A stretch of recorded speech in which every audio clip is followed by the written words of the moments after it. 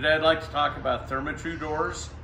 Therma-Tru is a major United States brand of fiberglass and steel doors.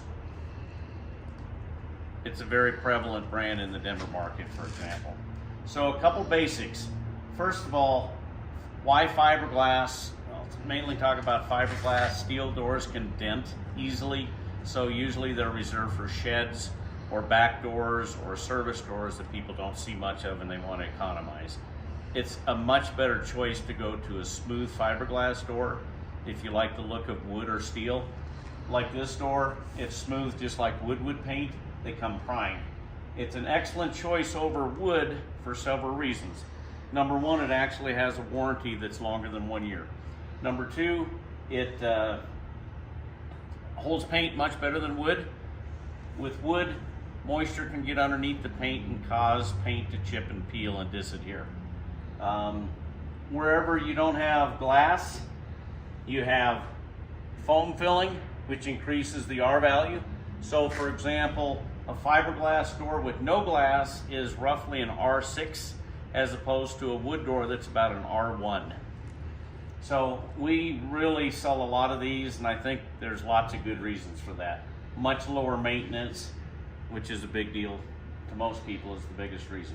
Okay, one thing you need to know about fiberglass and steel doors of any brand that I've seen for decades is that they're not 80 inches tall like a wood door normally is, at least before it's cut down if it is, but they're 79 inches tall. So that's a real dead giveaway if you're measuring your old door and you measure from the top of the door proper to the bottom of the door proper, 79 inches, real close to that. Now, of course, there could always be exceptions to anything I tell you today. Also, as far as width, this is called a 3-foot door, 36 inches, but it's actually going to measure 35 3/4. So that's another giveaway for a fiberglass or steel door, is that it's undersized slightly. Now, of course, a wood door can be cut down, so it could match the measurements of a fiberglass door by chance. But what I just told you is very typical of doors like this. Okay, so let's talk about handing. This is really confusing to people. This specific door, like the other ones we might show you, have cardboard protectors, but this cardboard protector covers the brick mold. That's the heavy molding that's typical on the outside of exterior doors. In this case, this is an outswing door. You can see the hinges on this side, and this is the outside of this door. So this is a right-hand outswing door. Anybody in the United States, any company should call it that. There are obsolete older names for this kind of thing, but let's keep it simple. This is a right-hand outswing door. If we look at this door, obviously it's a double door. This would be the active door. This would commonly be called the inactive or passive door. The active door is the one that we named the door unit by, and this is the inside side. So we're inside the house here. This is a left-hand in-swing active door. Left-hand active in-swing. Let's do one more example. Obviously a single door with 2 side lights. And again, we're on the inside of this door unit. This is a right-hand in-swing. Again, you can see the holes for the knobs, and you can see the hinges here. This is a right-hand in-swing. Okay. Gonna be a break here for a second.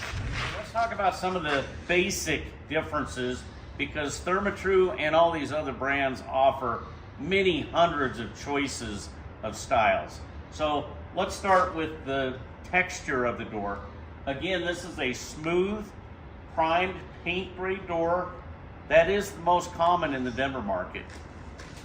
This double door is also smooth, so it's meant to be painted. And then lastly, we have a wood grain door. Now, wood grain fiberglass is meant to be stained to resemble wood. That's a whole different story, but because of the wood grain, it is more expensive. Therma-Tru offers different wood grains. This one's mahogany, I believe. They also offer oak and Douglas fir, for example, the grain type itself can affect the price and the style of what's available. But this door was meant to be stained, so you notice on the other doors, the door jambs, etc., were primed. In this case, the door jamb and the molding associated with it is wood, so it can be stained also. Talking about glass. So people normally want some kind of glass. They could want a small amount at the top just so that they get some light but lots of privacy. Or maybe they want a style like this that's very attractive. Curves and fancy glass, in this case with a brushed nickel caming, adds to the price of the door. And you can see that the side lights were made to match that style. So you pick and choose as you wish. This glass is clear. In other words, there's no obscuring or privacy effect. It does have low E, which is common in our market. That's a different discussion.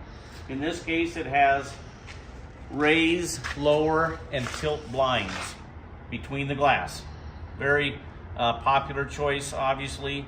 The dog jumping on it or whatever cannot get to the blinds, so it's popular to have that here. But again, this is clear glass. Clear glass is always cheaper than any kind of privacy glass or any glass with caming in it. The amount of glass, again, some people just like to have glass across the top so that they have privacy from somebody walking up their driveway or their sidewalk to their front door, but they want some light.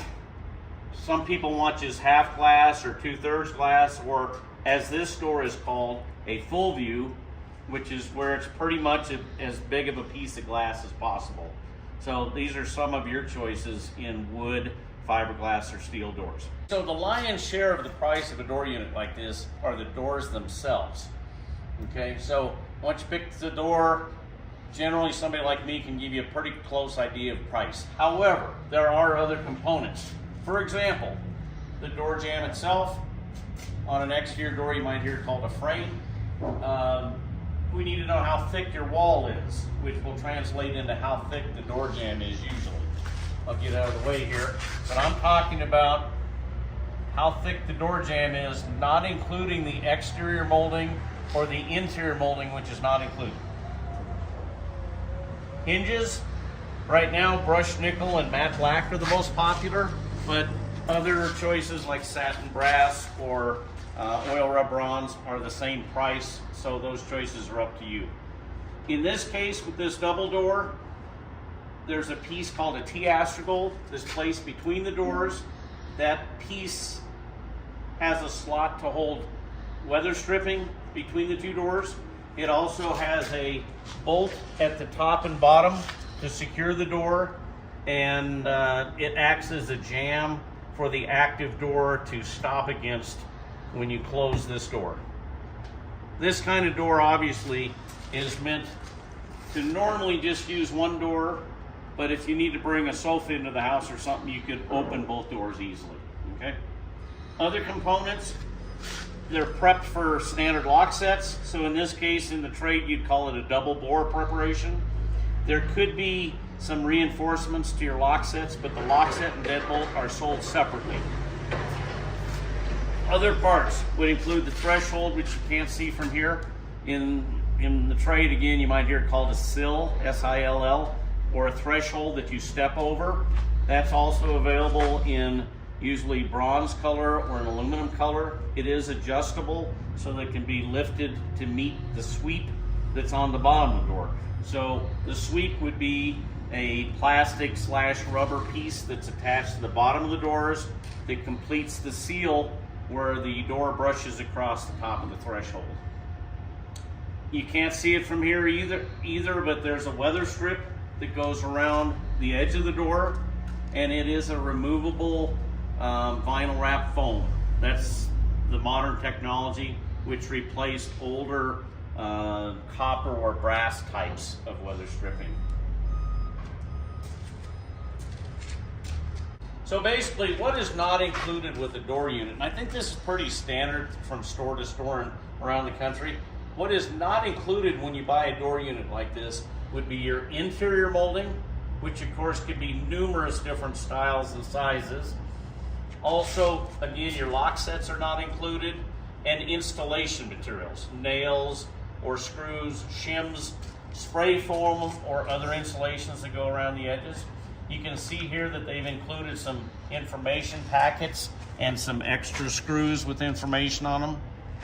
Okay, but in general, the package should be the same pretty much anywhere you go. There's no screen involved, but the basic product with the exterior molding applied is standard. Okay. So this is an introduction to fiberglass doors, in this case Therma-Tru style. Other brands could look a lot the same. It kind of depends on the confidence that whoever you're buying it from has in a particular brand, and availability, and how long it takes and that kind of thing. Availability can vary very widely. We've seen it after COVID anywhere from 1 week to 8 months. Right now, luckily, it's generally 1 week to 4 weeks, but that can vary quite a bit. So one thing that we offer is expertise. Ordering doors like this is something that a lot of people avoid big boxes because of turnover and that kind of thing. It's hard to find somebody that truly is an expert on a detail-filled, customized thing like this. And usually, yes, people are buying custom units that have all the details as they need for their particular house. Thank you.